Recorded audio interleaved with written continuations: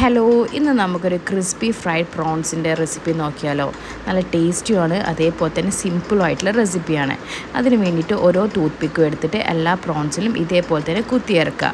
ശേഷം കുറച്ച് മുളക് പൊടിയും അതേപോലെ തന്നെ കുറച്ച് മഞ്ഞൾപ്പൊടി, ആവശ്യത്തിന് ഉപ്പും കുറച്ച് ഗരം മസാല, 2 ടേബിൾ സ്പൂൺ തൈരും ചേർത്തിട്ട് നന്നായി മിക്സ് ചെയ്യുക.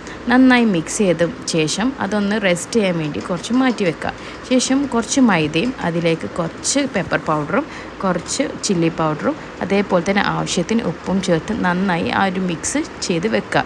ശേഷം നമ്മൾ മസാല ആക്കി വെച്ച എല്ലാ പ്രോൺസും എടുത്ത് ഇതേപോലെ തന്നെ മൈദയിൽ കോട്ട് ചെയ്ത ശേഷം കുറച്ച് എഗ് വാഷിലും അതേപോലെ തന്നെ ഒന്ന് കോട്ട് ചെയ്ത ശേഷം വീണ്ടും ബ്രെഡ് ക്രംസിൽ കോട്ട് ചെയ്ത് എടുക്കുക. ശേഷം ഒരു ചൂടായ പാനിലോട്ടേക്ക് ഇട്ട് എല്ലാ പ്രോൺസും ലോ ഫ്ലെയിമിലിട്ടിട്ട് പൊരിച്ച് കോരിയെടുക്കുക. ശേഷം ഒരു സ്പൈസി മയോൻ്റെ കൂടെ ആയിരിക്കണം ഇത് നമുക്ക് സേവ് ചെയ്യേണ്ടത്. അപ്പോൾ നല്ല ടേസ്റ്റി ആയിട്ടും അതേപോലെ തന്നെ ഫ്രൈഡ് പ്രോൺസ് ഇവിടെ റെഡിയാണ്.